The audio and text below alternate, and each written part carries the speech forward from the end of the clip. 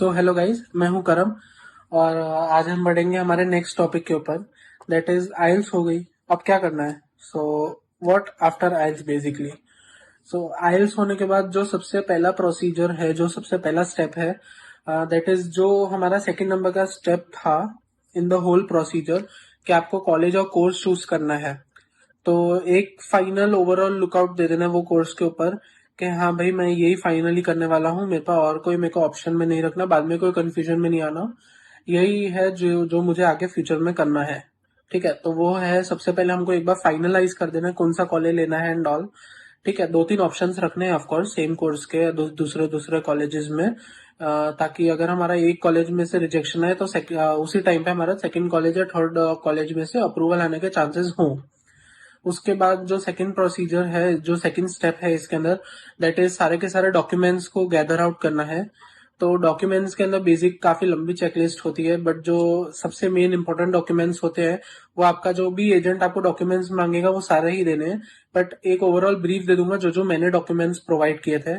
तो वो था सबसे पहले आइल्स का टीआरएफ। आपका आइल्स का रिजल्ट आया वो हमको सबमिट करना रहेगा, उसका जो कॉपी होता है जेरॉक्स कॉपी कलर में, क्योंकि वो उसको फिर पीडीएफ में भी कन्वर्ट करेंगे एंड अपलोड करेंगे। सेकंड इज, आपने जो भी यूनिवर्सिटी से आपने अपनी बैचलर्स मास्टर्स कोई भी डिग्री की है, 3 ईयर 4 ईयर या मास्टर्स 2 ईयर का, तो आपको उसकी सारे के सारे मार्कशीट्स आपके ईच एंड एवरी सेमेस्टर 1 2 3 4 5 6 7 8, और अगर मास्टर्स है तो 1 2 3 4 सारे के सारे सेमेस्टर्स की मार्कशीट्स आपको उनको सबमिट करनी रहेगी। अगर किसी सब्जेक्ट में केटी आई थी किसी सेमेस्टर में, सो उसका जब आप वापस से री एग्जामिनेशन देंगे और केटी क्लियर करते हैं तो आपको वो वाली मार्कशीट भी उन लोग को प्रोवाइड करनी है आपके एजेंट को, ताकि वो उसको स्कैन आउट करके अच्छे से रख दें। उसके बाद आपको सबसे मेन जो है दैट इज डिग्री। आपका जो भी डिग्री आएगा वो आपको प्रॉपर तरीके से स्कैन करवा के उनको देना रहेगा आपके एजेंट को, ताकि वो अपलोड कर सके। इफ एनी केस अगर आपका डिग्री आने में डिले हो रहा है या डिग्री जो आती है वो आपके कॉलेज से लेट मिलती है आपको, जो कि सेम मेरे केस में था, सो एक प्रोविजनल डिग्री करके यूनिवर्सिटी एक ऑप्शन देती है। सो एक ये ऑप्शन रहता है कि आप प्रोविजनल डिग्री जाके कॉलेज के अंदर यूनिवर्सिटी के अंदर जाके अप्लाई करें, एंड वो अराउंड 2 to 3 डेज के अंदर आपको एक प्रोविजनल डिग्री दे देंगे, जो आपके डिग्री का एक जेरोक्स कॉपी होगा, नीचे उन लोग का साइन एंड स्टैम्प होएगा। So the next important thing is the most important thing actually, passport. आपको अपना ओरिजिनल पासपोर्ट अच्छे से आगे first page and last page scan करके, जिसमें आपकी फोटो, नाम है, आपके पेरेंट्स का नाम है, एड्रेस है, वो आपको एकदम परफेक्ट डिजिटल स्कैन करवा के आपके एजेंट को देना, सबमिट करना रहेगा। उसके बाद आपके 10th और 12th की जो मार्कशीट है प्लस उसकी जो सर्टिफिकेट है, जो भी आपका बोर्ड था, लाइक सीबीएसई जीबीएसई या जो भी आपका स्टेट बोर्ड था, वहां से जो आपको मार्कशीट और सर्टिफिकेट आया है वो आपको एकदम परफेक्ट स्कैन करवा के सबमिट करना रहेगा। उसके बाद ट्रांसक्रिप्ट आते हैं। ट्रांसक्रिप्ट इज बेसिकली जो भी आपके कॉलेज के अंदर जो सर्टिफिकेट्स आए हैं उसका एक प्रॉपर आपको रिकॉर्ड देंगे कॉलेज वाले आपके। तो आपको खाली आपके कॉलेज में जाके एक नॉमिनल सी फीस वो लोग कलेक्ट करते हैं और उसके सामने आपको ट्रांसक्रिप्ट बनाकर वो देते हैं, तो वो आपको देना रहेगा। साथ में आपको अपनी डिजिटल फोटो देनी रहेगी। सो उसके लिए आप आराम से मतलब कोई भी फोटो स्टूडियो में जा सकते हो जो आपको बना के दे देगा खींचकर। एंड साथ में एक और प्रेफरेबल चीज रहेगी कि आप 30 से 40 पासपोर्ट साइज फोटोज को प्रिंट करवा लें, क्योंकि वहां पर मैंने सुना है कि बहुत ज्यादा एक्सपेंसिव है फोटो प्रिंटिंग करवाना। उसके बाद एक प्लेन व्हाइट पेज के ऊपर आपको एक सिग्नेचर करनी है और उसको डिजिटल फॉर्म के अंदर स्कैन करना है, एंड वो भी आपको सबमिट करना रहेगा। उसके बाद जैसा कि मैंने पहले बताया था, अगर आपकी केटीआई है और आपने वापस री एग्जामिनेशन दी हो या नहीं भी दी हो, तो भी एक बैकलॉग सर्टिफिकेट करके आता है जो आपको कॉलेज में रिक्वेस्ट करना है एक एप्लीकेशन लिखकर। सो वो आपको बैकलॉग सर्टिफिकेट बना के दे देंगे। उसके बाद जो चीज है that is recommendation letter, LOR, letter of recommendation, जो आपको एटलीस्ट 3 प्रोफेसर से लेना है आपके कॉलेज के, जिन्होंने आपको एनी सेमेस्टर्स में, मोस्ट प्रेफरेबली एंड के जो लास्ट 2 3 सेमेस्टर्स होते हैं उसके अंदर अगर उन्होंने आपको पढ़ाया है तो वो ज्यादा बेटर रहेगा। कनाडा के लिए इट्स 3 प्रोफेसर, बट बाकी दूसरी कंट्रीज के लिए मे बी थोड़ा एक आध प्रोफेसर ऊपर नीचे हो सकता है, कहीं पे 3, कहीं पे 2, कहीं पे 5 भी है। सो कनाडा के लिए मैं कंफर्म बता सकता हूँ दैट इज 3। सो आपको 3 LOR प्रोफेसर से लेने रहेंगे। उसके बाद अगर आपने अपनी पढ़ाई के साथ या पढ़ाई के बाद पार्ट टाइम फुल टाइम कोई भी जॉब की हो, ऑफिशियली। सो वहाँ का आपको वर्क एक्सपीरियंस लेटर मिलेगा, जो आप वहाँ पे रिक्वेस्ट करेंगे तो वो आपको प्रोवाइड करेंगे। सो वो आपको सबमिट करना है। साथ में जहाँ भी आपने काम किया है वहां से भी आपको LOR लेना है, that is letter of recommendation, कि आपने यहाँ पर काम किया है, वो आपके काम से बहुत ज्यादा खुश है, उसके अंदर वो उस हिसाब से लिखते हैं। आप जहां भी आपने काम किया वहां पर अगर आप बोलेंगे तो वो आपको अपने आप बना के देंगे, उसके अंदर आपको फॉर्मेट बनाने की कोई नीड नहीं होगी। देन कम्स सैलरी सर्टिफिकेट या तो सैलरी स्लिप। प्रेफरेबल यही होगा कि आप सैलरी स्लिप दें अगर जहां पे आपने काम किया है वहां से। अगर सैलरी स्लिप वो लोग नहीं देते तो आप सैलरी सर्टिफिकेट भी एज एन ऑप्शन दे सकते हो, that is also valid document. उसके बाद one of the most important thing is resume. आपका जो CV है उसके अंदर आपको एकदम परफेक्टली, एकदम इजी लैंग्वेज के अंदर आपको बताना है कि आपने क्या क्या किया है और आप आगे क्या करना चाहते हो, आपका क्या पर्सपेक्टिव है फ्यूचर को लेकर, आप क्यों आगे पढ़ाई करना चाहते हो। एंड उसके ऊपर आपको एक रेज्यूमे बनाना है जो ऑफकोर्स आपके फ्यूचर में भी काम आएगा।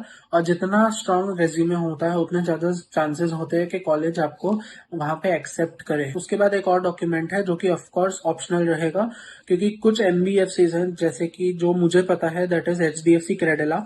इवन आपने कॉलेज के अंदर अप्लाई नहीं किया है एंड आपको वहां से कंफर्मेशन नहीं आया तो भी वो आपका लोन सैंक्शन कर देंगे, बट ऑन अ कंडीशन कि जब भी आपका LO आएगा, लेटर ऑफ एक्सेप्टेंस आएगा कॉलेज से, आप वो सबमिट करेंगे तो ही आप डिसबर्समेंट ले पाएंगे।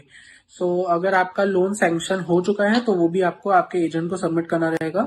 सो उससे आपका फाइल थोड़ी और ज्यादा स्ट्रांग हो जाएगी। इसके अलावा अगर एफिडेविट की नीड हो, कहीं पे आपके नाम के स्पेलिंग में कोई इश्यू हो, या इफ अ फीमेल अगर उन्होंने मैरिज कर ली हो, सो उसके लिए एफिडेविट की नीड होती है। अगर आपका एजेंट आपसे डिमांड करे तो आप एफिडेविट भी उन्हें सबमिट कर सकते हैं।